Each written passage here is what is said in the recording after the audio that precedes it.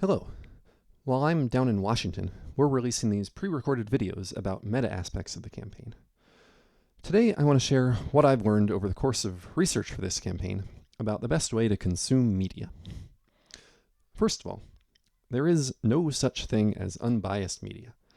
Every platform is an opinion platform, especially the news ones. Every front page is an editorial section. Secondly, when your favorite media personality tells you that another media source is to be avoided, that they're not just wrong, but morally compromised, that it's dangerous to even listen to them, that it's suspicious to want to, you should follow this up like a clue in Sherlock Holmes and go and investigate that other media source immediately. This is simple microeconomics.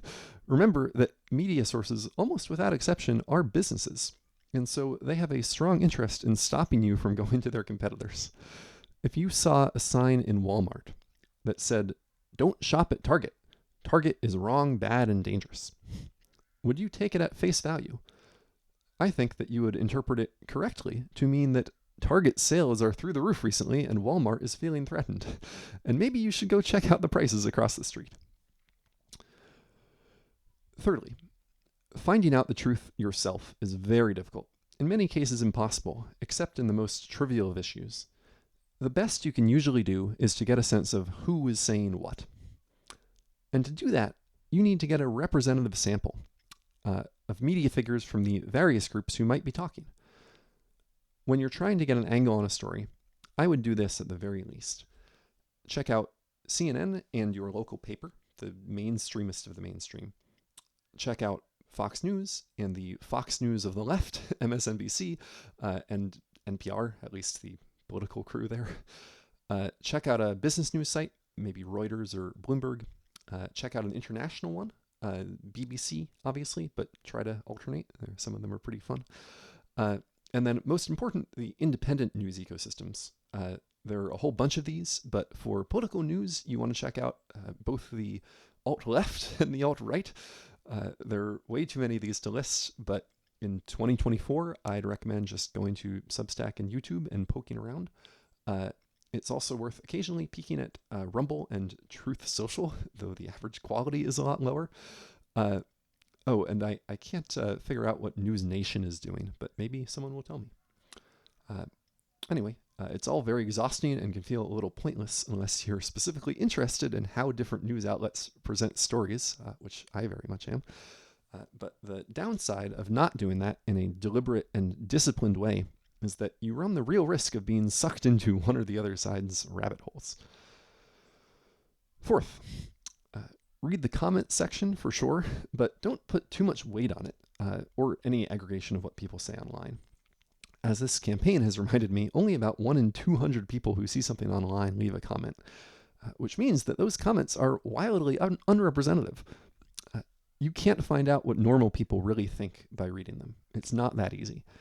As a good friend once put it to me, internet people are not real people.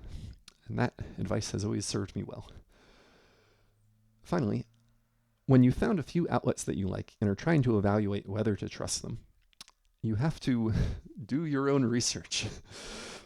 When critics of this phrase hear it, they imagine one of those Duck Dynasty guys hunched over a test tube. But actually, it mostly means read the footnotes. Not just that, but read the actual article. When you see a headline that surprises you, first click into the article or video and see if the headline there matches the headline you clicked on. Often it won't. Then read the article and see if it matches the headline. Then read the footnotes and see if they match the article.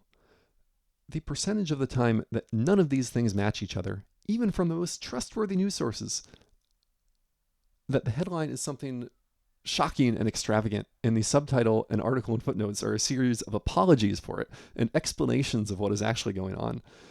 In other words, the percentage of the time when none of the news sources support and actually match the thing that they said is truly shocking if you've never done this before.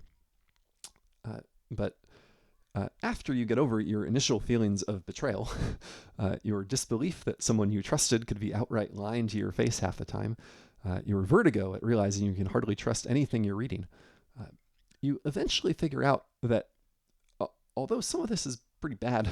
Not as much of it is in bad faith as it seems. In fact, if you've ever gone to a movie and talked about it afterwards, you'll know that the default state of the world is for intelligent people to disagree wildly on seemingly straightforward questions. You are one of those intelligent people. Your favorite news source is another. Is it fair to totally blame them if you were accepting everything they told you at face value? That kind of credulity is not only an invitation to be taken advantage of, it's an evasion of responsibility. In a way, only you are to blame for it.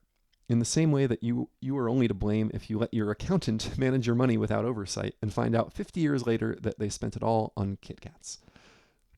There is no shortcut to understanding. There is no highway to knowledge. There is no way around the fact that your beliefs about the world affect other people and that the responsibility for those beliefs belongs to you alone, and therefore that handing over that responsibility to a for-profit news network is handing over something that is not yours to give.